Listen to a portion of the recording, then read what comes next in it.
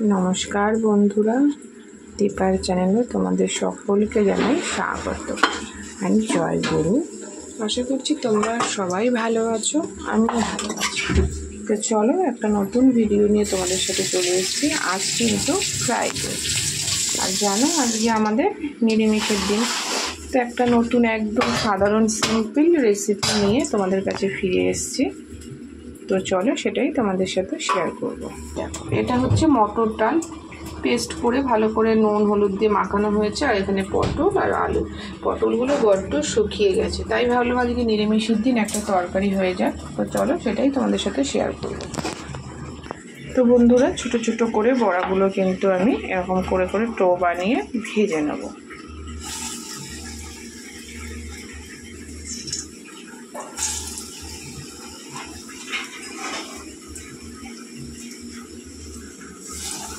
তো বন্ধুরা, বড়াগুলো কিন্তু দিয়ে দিয়েছি।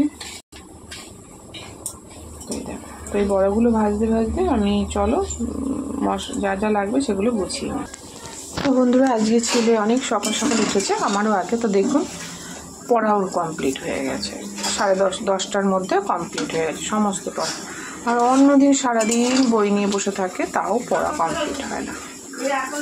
তো এটাই ওকে বললাম, এই যে এখন একটু দেখবে টিভি একটু খেলবে, এটাই তো না। বাচ্চারা সারাদিন বই নিয়ে বসে থাকলে তো সেটা ভালো লাগে না। তো যাই হোক বন্ধুরা, ওইদিকে একটুখানি মশলাগুলো রেডি করতে করতে দেখো আগের বড়াগুলো নামিয়ে ফেলেছি, আবার যেটুখানি ছিল সেইটুখানি দিয়েছি। তো এই হচ্ছে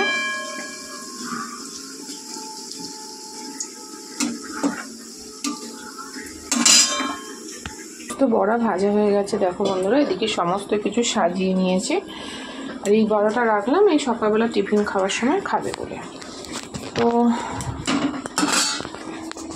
এই যে ছেলে এখন টিভি নিয়ে বসেছে, বাচ্চা তো ঠিক আছে।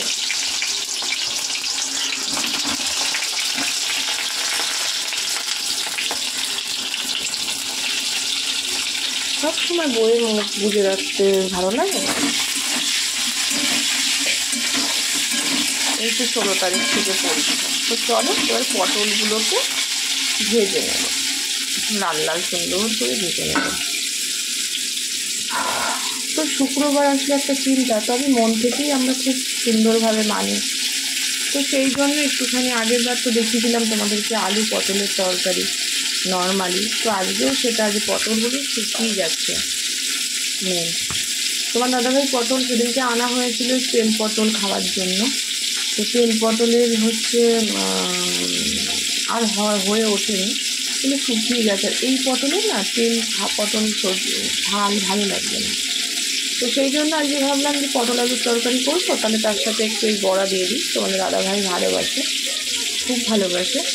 তো সেই জন্য বড়া ওটা দিয়ে দিলাম। তো চলো তোমরা কিন্তু অবশ্যই নিরামিষের দিন এগুলো ট্রাই করো, খুব ভালো লাগে। অনেক যেরকম ধোকা ডালনা করা হয়, পনিরের তরকারি করা হয়, ঠিক সেরকম। ওইদিকে তোমার দাদাভাই চলে এসেছে, গাড়ির আওয়াজ পেয়ে গেছে। তো চলো আজকে রান্না হয়ে যাবে তাড়াতাড়ি। আজকে ভাবছি একটু ঘরটা, চৈত্র মাসের আজকে শুক্রবার, সোমবারে সংক্রান্তি শেষ হয়ে যাবে। তো ভাবছি একটু ঘরটার ঝুলগুলো ঝাড়বো।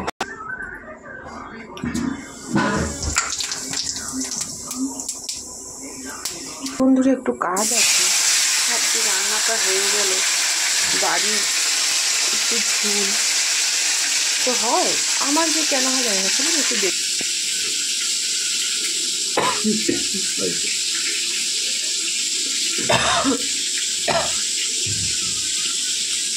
এইগুলো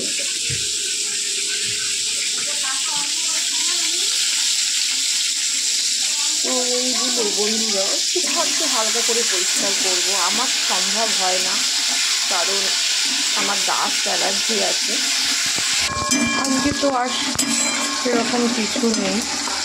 তো এইটার মধ্যে আদা পেস্টটা একটু দিয়ে দিলাম।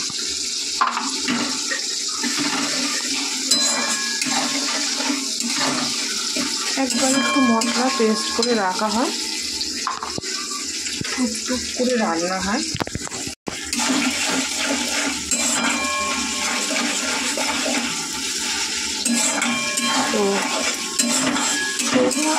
চেষ্টা করি ভালো করার।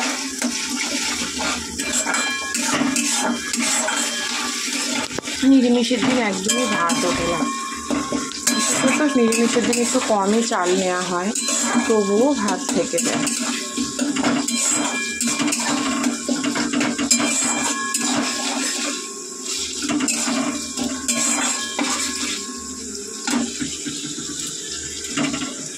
এবার এই মশলাগুলো দিয়ে দিই। কী করবো বলুন, তবে এই দিনটা বড্ড ভালো লাগে, বলে লাভ নেই। এই যে ফটোটা, সবাই এনাকে চেনেন বন্ধুরা, তো এই ফটোটা নাকি রান্নাঘরে লাগাতে হয়। তো সত্যি কথা, এই যে আমার এক বান্ধবী দিয়েছে, সেও লাগিয়েছে এবং আমাকেও দিয়েছে। তো লাগানো খুবই ভালো। আমি না নিজের মানুষের থেকে অপরকে বিশ্বাসটা বেশি, কারণ নিজের মানুষের কাছে এত আঘাত পেয়েছি, পরের কাছ থেকে ঠকা অনেক। আর বিশ্বাসও করি যে আর যাই হোক অপর ঠকালেও সেটা মানা যায়। তো তোমরা যদি জানো অবশ্যই কমেন্ট করে বলো যে এটা কেন রান্নাঘরে লাগানো ভালো। ও বলেছে ভালো, সেই বিশ্বাসে আমি লাগিয়েছি। ও নিজেও লাগিয়েছে, ওর জন্য নিয়েছে। এবং কী বলুন তো, এটা যাতে নষ্ট না হয়ে যায়, এটা কিন্তু ওর একদম ল্যামিনেশন করে দিয়েছে। ফ্রেম হলে পরে তো লাগানো যাবে না টাইসে, তাই ও ল্যামিনেশন করে এই যে দু সাইডে আঠা সেই দিয়ে লাগিয়ে নিয়েছি। তো দেখো, আর যে যেহেতু সেরকম কিছু না, একটু টমেটো দিয়ে আর একটু আদা বাটা আর একটু গুঁড়ো মশলা দিয়েই কিন্তু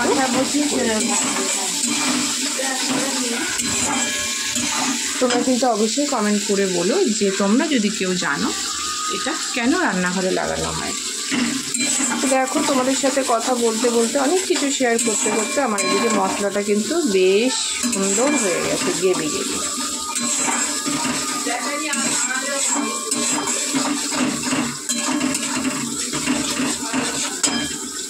আলুগুলো যেহেতু ভেজে নিইনি, আলুগুলো দিয়ে দেবো।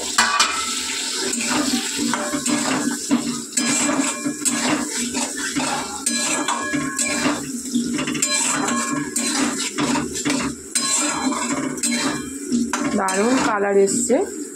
দেখো, যে কোনো জিনিস যেমন দেখতে সুন্দর হলে সেটা খেতেও সুন্দর লাগে, ঠিক তেমন।